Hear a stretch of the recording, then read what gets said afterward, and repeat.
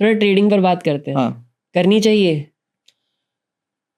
Trading पे बात करनी चाहिए या ट्रेडिंग करनी चाहिए? ट्रेडिंग करनी चाहिए। देखिए क्या होता है कि कोई भी चीज अच्छी बुरी नहीं होती है। आप किस तरीके से वो काम करते हैं वो अच्छा बुरा होता है। ठीक है, आप अगर ट्रेडिंग पढ़ के कर रहे हैं, समझ के कर रहे हैं, if you have spend considerable time behind it. मैं कुछ अमेजिंग ट्रेडर्स को जानता हूं जिन्होंने 20-20 साल लगा दिए ट्रेडिंग करने में, but they are very handful of them. गिनती के लोग हैं, अमेजिंग एक्सपर्ट्स, 20-20 साल। People look up to them. उससे मजेदार बात आपको बताऊं, लोगों को उनके बारे में पता ही नहीं। वो सोशल मीडिया पे नहीं है, नहीं, ब्रैग नहीं करते। बिल्कुल नहीं करते। हमारी फर्टर्निटी उनको जानती है इसलिए क्योंकि हमारा इंटरेक्शन होता है उनके साथ, हम उनकी सर्विसेज लेते हैं। सेबी की कुछ गाइडलाइंस है जिसके हिसाब से वो आके इस चीज के बारे में बात नहीं कर सकते बियॉन्ड अ सर्टेन लिमिट। वो ट्रेडिंग से घर चला रहे हैं, अपना बढ़िया पैसा बना रहे हैं। ट्रेडिंग से घर चला रहे हैं। घर चलाना तो बहुत छोटी सी बात है। They are millionaire traders. Okay, they are millionaire traders. I know 5 of them पर्सनली। ट्रेडिंग जैसे इंट्राडे या F&O? टेक्निकल एनालिसिस करते हैं वो। ठीक है, इंट्राडे कॉल्स भी लेते हैं, पोजिशनल कॉल्स भी लेते हैं, प्राइस एक्शन पे काम करते हैं। ओके, बहुत पैरामीटर्स हैं उन पे काम करते हैं वो। ठीक है, but the most of them, I think none of them is an intraday trader, none of them is an intraday trader. ठीक है, पहली बात तो ये। दूसरी बात ये है कि जो मैक्सिमम पेडलिंग होती है ये ट्रेडिंग की, हमने ये ट्रेडिंग से इतना पैसा कमा सकते हैं, ये ऑप्शन, ये वो, अल्टीमेटली आप देखेंगे मतलब मैं हर बंदे को तो नहीं, I will not paint them with the same thing, but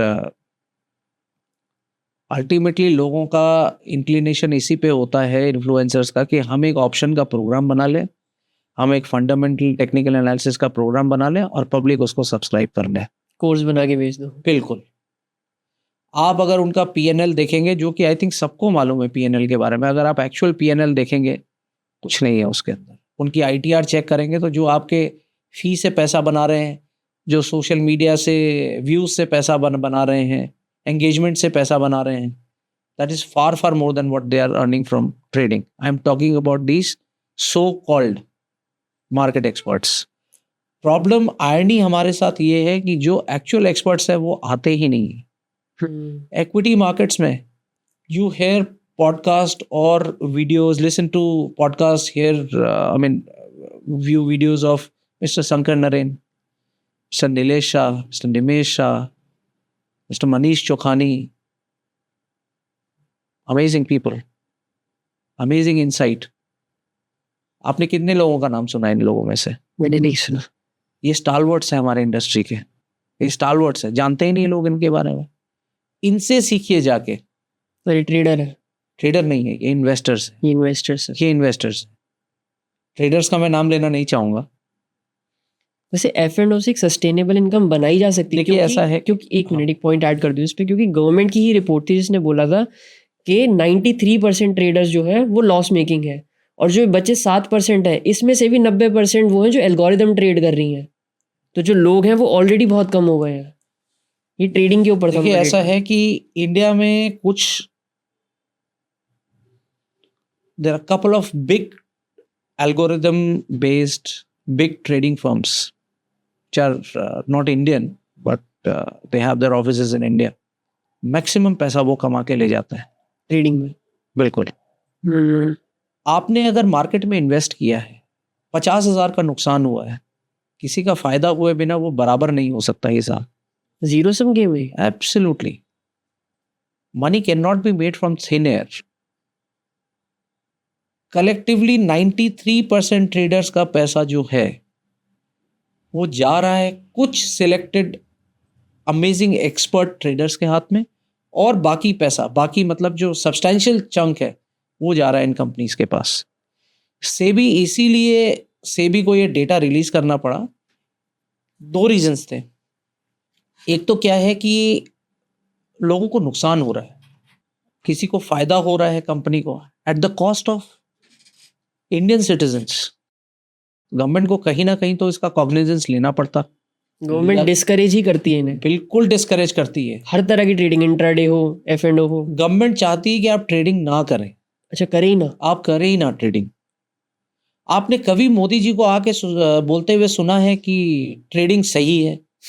उन्होंने बोला ना म्यूचुअल फंड सही है। हमारे सेलिब्रिटी क्रिकेटर्स आके बोलते हैं कि म्यूचुअल फंड सही है। आप देखिए, किसी ने भी कभी किसी ट्रेडिंग फर्म का एडवर्टाइजमेंट किया हो या बोला हो, आके प्रमोट किया हो? नहीं करते।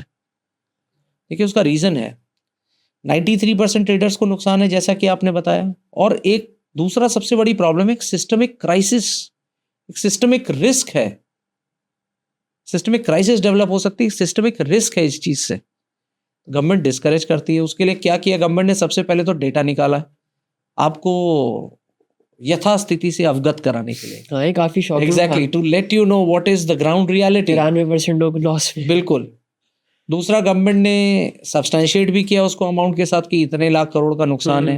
एग्जैक्ट फिगर दी थी। एग्जैक्ट। तीसरा, गवर्नमेंट ने क्या किया कि ऑब्जर्व किया कि जो एक्सपायरी डेट को ऑप्शंस में ट्रेडिंग बहुत बढ़ गई है, उसको कब करने की कोशिश की गवर्नमेंट ने। प्लस वीकली ऑप्शंस जो हैं उनको लिमिट करने की कोशिश की गवर्नमेंट ने। किया है, कोशिश नहीं की, स्टेप्स लिए हैं। केवाईसी नॉर्म्स जो हैं वो बहुत गवर्नमेंट ने स्ट्रिक्ट कर दिए हैं। आपको आईटीआर की कॉपी शेयर करनी पड़ती है, जो कि पहले नहीं करनी पड़ती थी।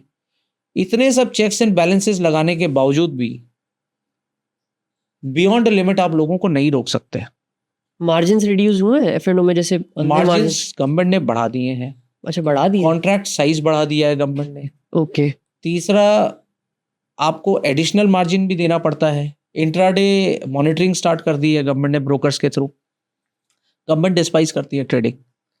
Being from the industry, 99% of the people I know, high net worth clients ने नुकसान किया है ट्रेडिंग में।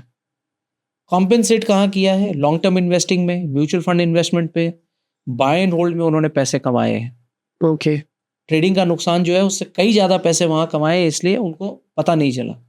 बट जो रिटेल इन्वेस्टर है, जो गलिबल इन्वेस्टर है, जिसको ये सब्ज बाग दिखा के बुला लिया जाता है मार्केट में, दोनों तरफ से नुकसान है। जो ये शॉर्ट टर्म 10 दिन, 15 दिन, 20 दिन का कोर्स है, आपको लगता है 15 दिन का कोर्स करने के बाद में आप एक सस्टेनेबल बिजनेस बना सकते हैं इसको? नहीं, ये सस्टेनेबल प्रोसेस नहीं है। And with that, we wrap another chapter, but the story isn't over yet. More awaits you in the next video. See you there.